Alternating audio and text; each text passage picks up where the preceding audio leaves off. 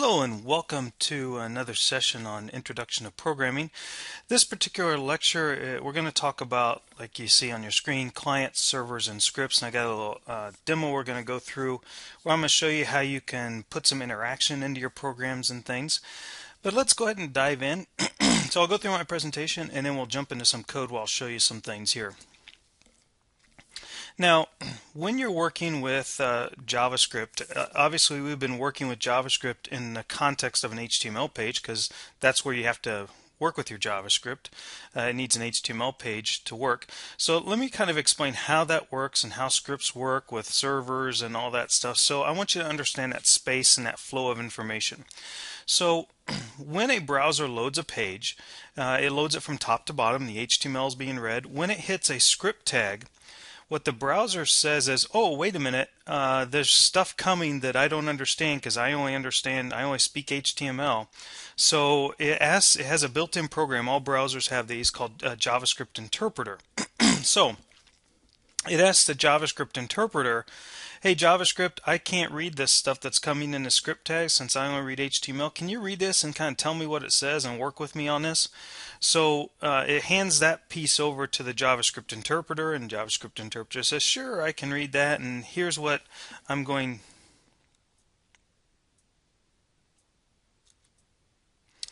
So the JavaScript interpreter says, sure, I can read that, and here's the information I'm asking for, and here's what I'm giving you back, and all that stuff. Now, we want to do as much client side as opposed to server side as we can because it's going to be faster. The less network requests going across the internet, the better. But when you make a request, here's kind of the flow. When you click on a link or what have you, it goes to the server, retrieves that information, and sends it back. The client receives it, and then the browser parses it all out and interprets the HTML and the CSS, and with the JS interpreter, it repeats it, interprets that as well. So the browsers, they have to deal with that HTML, the CSS, and the functionality of the JavaScript. The server side typically has to deal with some logic such as .NET, Java, Cold Fusion, PHP, Ruby, Python, Node.js, that type of stuff. And then there's database functionality typically on that side. Although as a side note, there are client-side databases such as SQLite and some others. So just a little side note there. Now, the browser itself has some capability that we can tap into. So we can grab history, we can grab metrics of our browser size. There's timers that we can work with to put some timing functionality into our code. There's cookies, and there's HTML5 storage, local and session. I will tell you, I'll show you some cookie stuff, but I will tell you that as HTML5 storage came about, I've used cookies less and less. I can't remember the last time I used a cookie, to be honest with you. And then there's some other capabilities within the browser, like the canvas tag, where you can actually use JavaScript to draw things on the fly and all that stuff. So there's a bunch of capabilities. We're not going to talk about all of them, but we are going to talk about several of these. So first of all, timing. A lot of times in programming, you have things that you set up for timing purposes, like run this particular function every 5 minutes, or do this particular thing every 2 seconds, or stop doing this thing that you've been doing every 2 seconds, those types of things. And we can do those with functionality that's built into the language, and a lot of programming languages have this type of functionality built in. So we can do a set timeout, meaning we can say run this thing every 10 minutes. Or keep running it until I tell you to stop. That's set interval, and we can clear an interval saying stop it. Now, one thing when you're working with timing and programming is done in milliseconds, which is weird for humans to think of at first. So when you have 1 second, that's equal to 1,000 milliseconds. So you're going to see me put things in, like, for example, I might put in 5,000. Well, 5,000 in terms of time from a computer is 5 seconds, 5,000 milliseconds. So just keep that in mind as we're working through that. Computers think in terms of milliseconds as far as time. Now, there are tons and tons of devices today.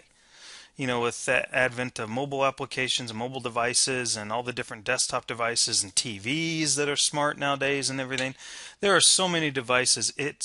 It's hard to deal with them all. In the old days, we had an 800 by 600 screen. That's pretty much what we dealt with. There may be some minor variations, but not much. Nowadays, you can't rely on that anymore. So there's different ways to deal with it. There's what's called responsive design, where you basically don't really say what particular size screen it should be on, but the application kind of evolves and changes based on the size of the screen. So that's one way to approach it. Again, that's responsive design is what that's called. Part of that we use in CSS called media queries, where we can say, okay, if the screen is 480 pixels or less, have it look one way. If it's 481 pixels to 759, 760 pixels, make it look a different way. So we can hit ranges. Which is typically what we do nowadays, along with responsive design percentages and things, to have things look a certain way. In JavaScript, it's no different. We can actually grab, using programming, what the size of our screen is. We can grab the height of our window and the width of our window and adjust things accordingly if we want to do it programmatically. So there's a couple ways to approach it. The other thing is a lot of times in JavaScript, we want to affect the styling, the look, and the feel and layout of the page. We've been doing that with some DOM methods like getElementById and things like that, writing stuff to the page. But we can even affect styling and stuff. So we can say, okay, go and grab our item with an ID and change the style. In this case, as you see on your screen, the height and width, but we can change other stylings. Okay, and so in this case, it's changing like an image, for example. Okay, so now one side note that I have there: if you're changing sizing of an image, make sure you're working with a quality image. There's always a balance act that comes into play with that, because you don't want an image that's so high res that it's huge and takes forever to download, but you also don't want one that's so low res that as you change it, it looks all pixelated and funky and wonky. So just want to make sure that we are dealing with a good quality image.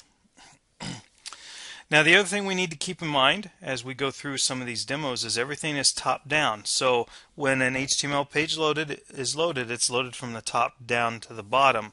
So we got to keep order in mind and things like that. So if we have code in the head that's of our document that's asking for stuff from the body and that stuff's not rendered yet, we'll come into errors and stuff with that. So there's different ways to approach it. There is ways we can say, when the page loads, run this code. We can put the code down at the bottom and have it run then. So there's some different things that we can do, and you'll see me do some of those techniques in here. There's not just one main way, one way to do it, but there's several ways to approach it, and they all have their pros and cons. Now, sometimes when we want to trigger an event, we want to load more than one function. We're going to learn about modularization, how we split up code and make different functions hold to the SRP, single responsibility principle, so that each function does its own thing, but we may want to have more than one run at a time.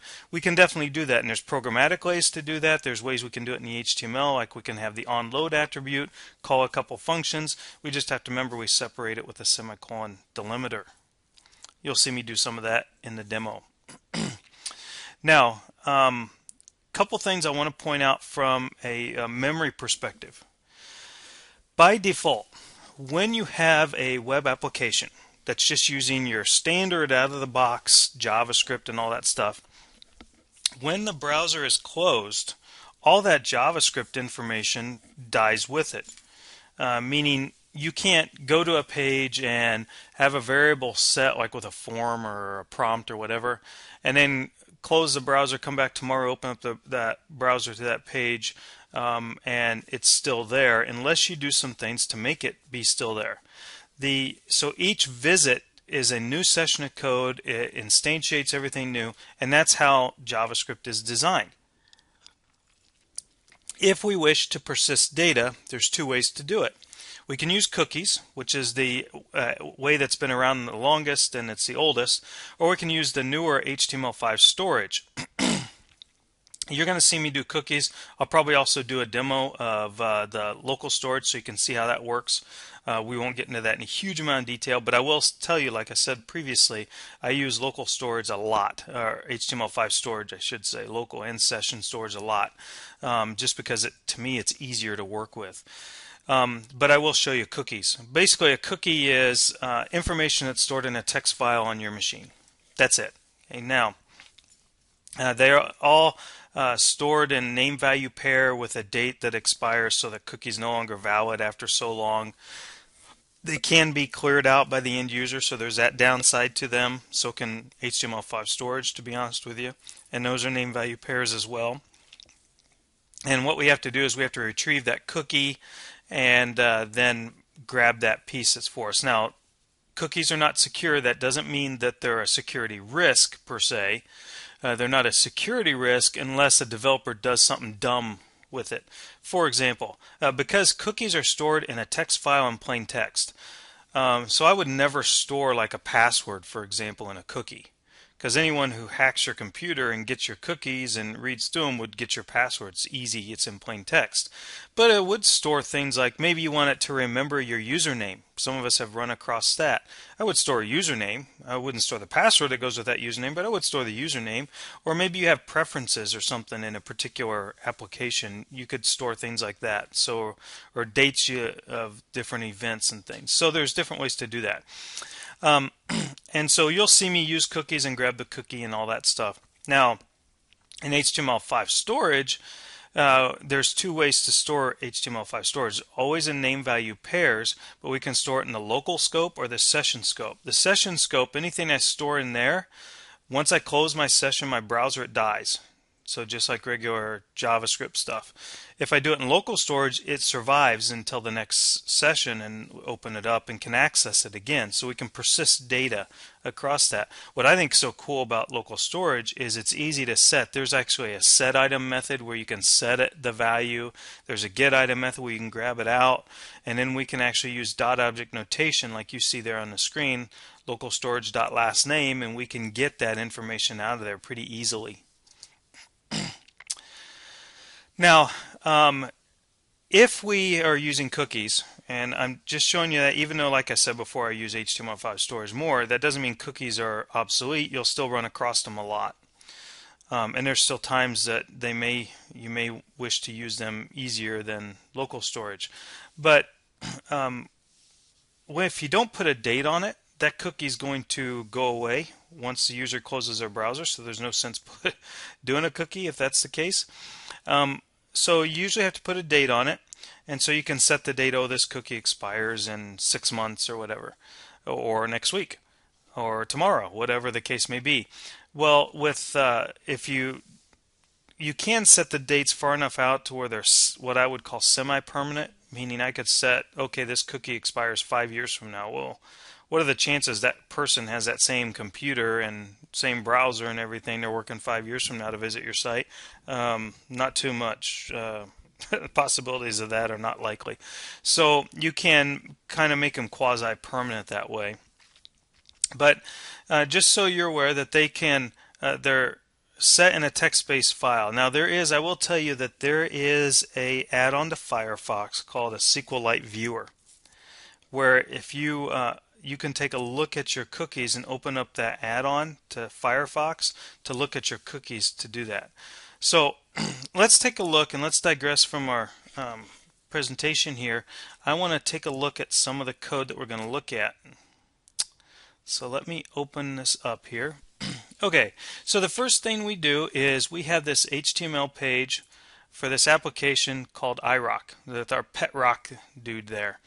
So here we have just a normal HTML, and we have a div that just has some styling on it, and we have an image tag with an ID of rock image, and here's our rock ping file, and then we have a method called touchrock. Okay, so and then over in the body we have an onload event that runs greet user. So let's look at that one first. So when our body loads, when our page loads, it's going to call the greet user event, or a greet user function, I should say. So here up in my script, first of all, I have a variable username that's global, and then I have this function greet user that simply is going to alert, hello, I'm your pet rock. So if I go to my screen and I refresh, it says, hello, I am your pet rock.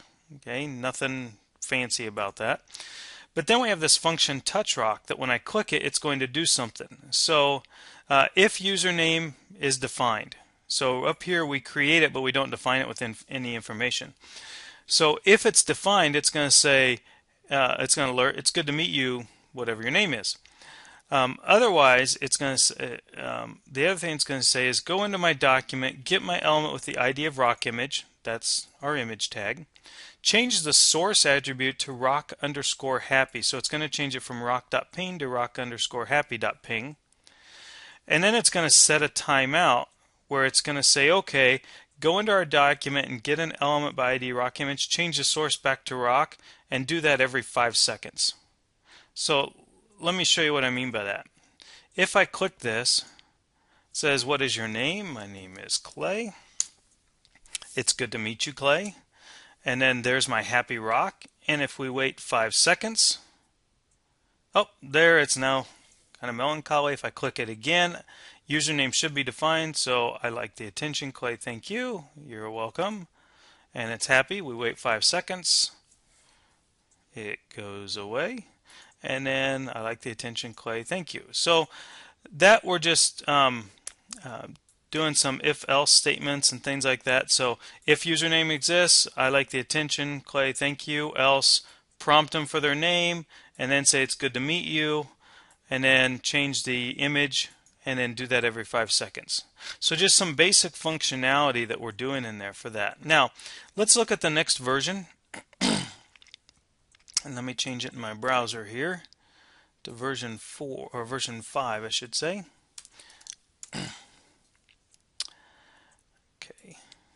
Now, version 5, we've got 2 methods running. I mentioned how we can kind of chain together a couple methods here in the onload.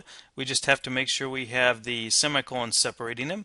So we have greet user. Greet user is the same as before. It says, hello, I'm your pet rock. You probably saw that when the screen loaded. We have our global username there. We have our function username. Function touchRock, just like before, it's doing the exact same thing. What we added though is we added this resize rock function. You may have noticed my rock is a lot bigger. So what it did was it said, okay, go into our document, grab an element with the ID of rock image. So grab that, change the heights, the style of the height to whatever this equation comes out to be. And here's what this equation comes out to be. It says, okay, go into our document, and in the body, grab the height of the client, whatever the height is of our monitor, of our browser. Minus 100, the only reason I'm minus 100 is it gives it space up here. That's for pixel space, border space there. So minus 100, then multiply it by 0.9. So we're making it, subtracting 100 pixels, then making it 90% of that size and store it. So as you see here, it made my rock much bigger. Now here's the downside. If I make my browser smaller, see my rock's still the same size unless I refresh the screen to make it smaller. That it goes through that equation for resize rock again. But if I make my screen smaller, it's not resizing it.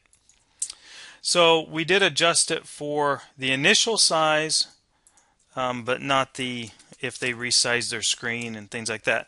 This becomes very important in a mobile environment because someone may rotate their device from portrait to landscape or vice versa. So we have to consider those types of things. So let's take a look at version 6 here. Let me load it in my browser. Hello, I'm your pet rock. Okay, it looks like it hasn't changed, but let's look at what we did. We have the same functionality as before, although I have a new attribute here called onResize, and I'm calling that resize rock function again. That's the only change we made. And let me show you what that does. So as I'm resizing, it's calling that resize function and changing the size of my rock to match what that equation says.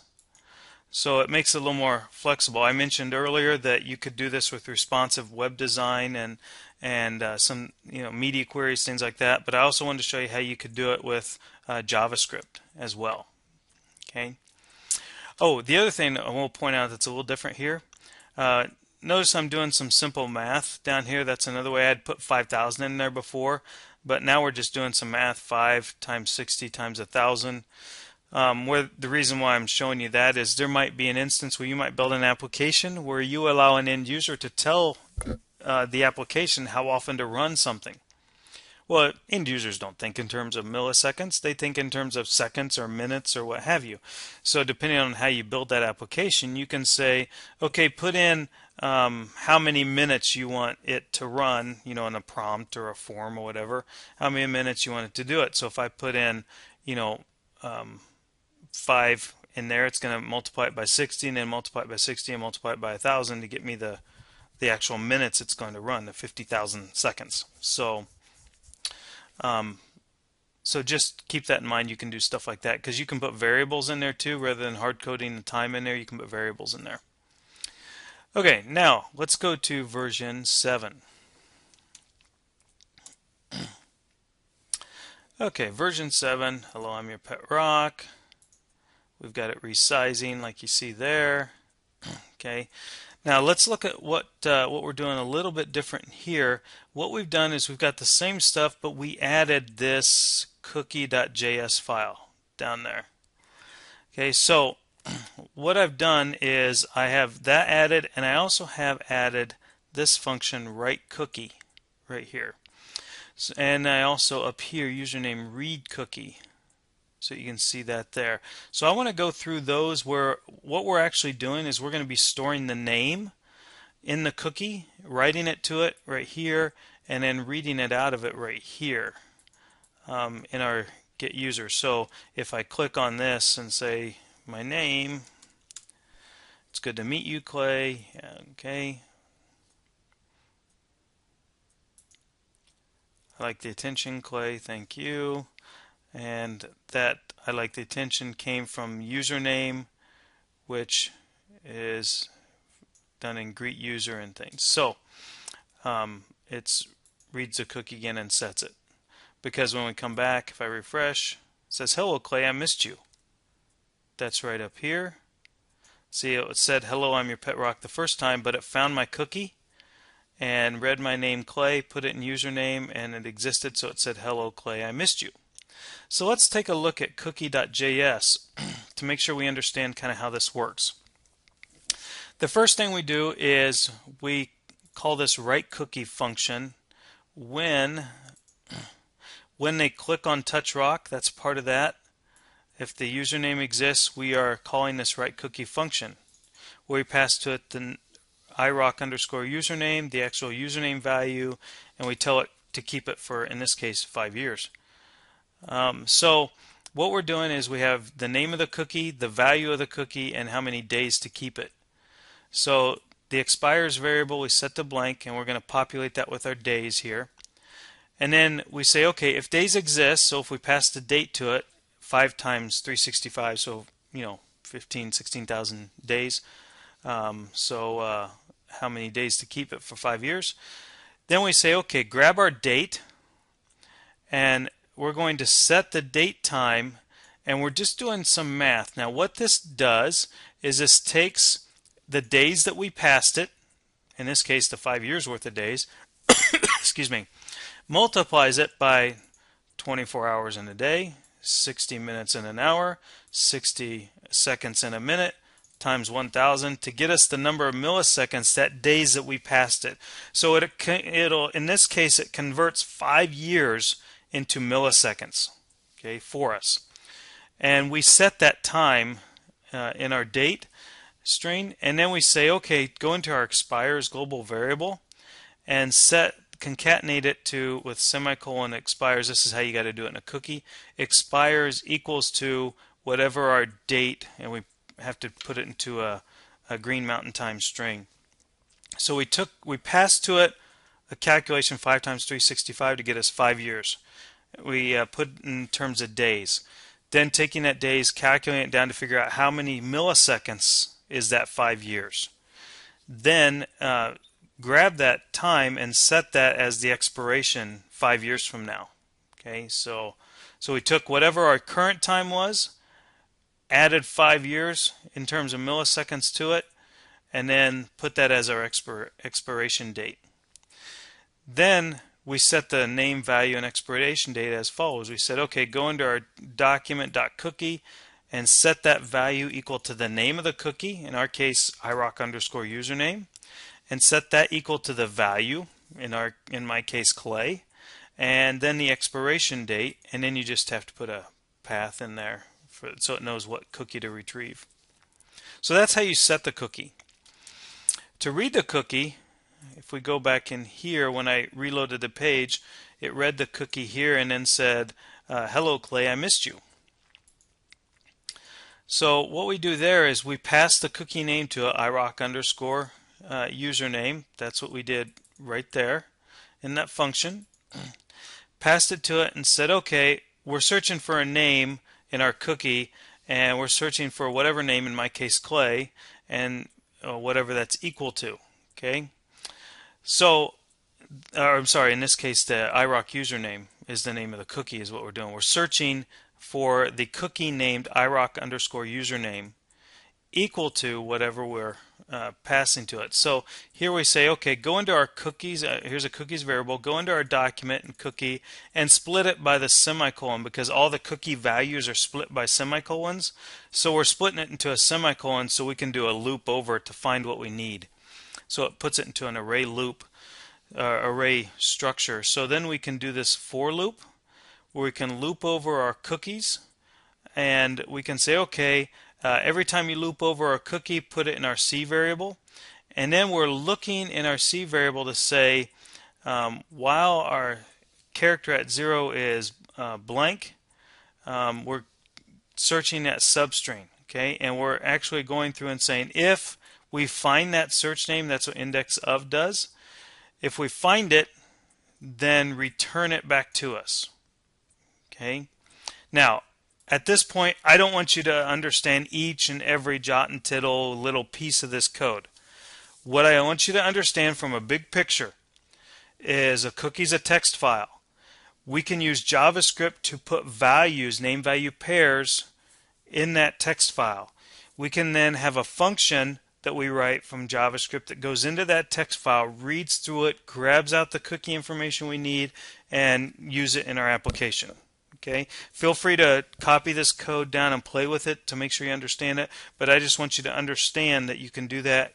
And then I have just an erase cookie function that just gets rid of it. What it does is it sets the date to yesterday, and then as soon as you close your browser, that cookie will be gone because the date's passed. So that's version 7. Now I've mentioned a couple times about local storage or HTML5 storage, both local and session. That's kind of beyond the scope. I just wanted to briefly mention it to you earlier, but we won't get in that too much. But I would encourage you to take a look at it. If you have any questions, let me know. But I use that a ton. But you are going to run across cookies now and again when you're dealing with code on the web. So just wanted to be familiar with that. But storage, if I were writing an application nowadays, I use HTML5 storage. But it doesn't mean I don't run across cookies. So now let's take a look at version 8 here.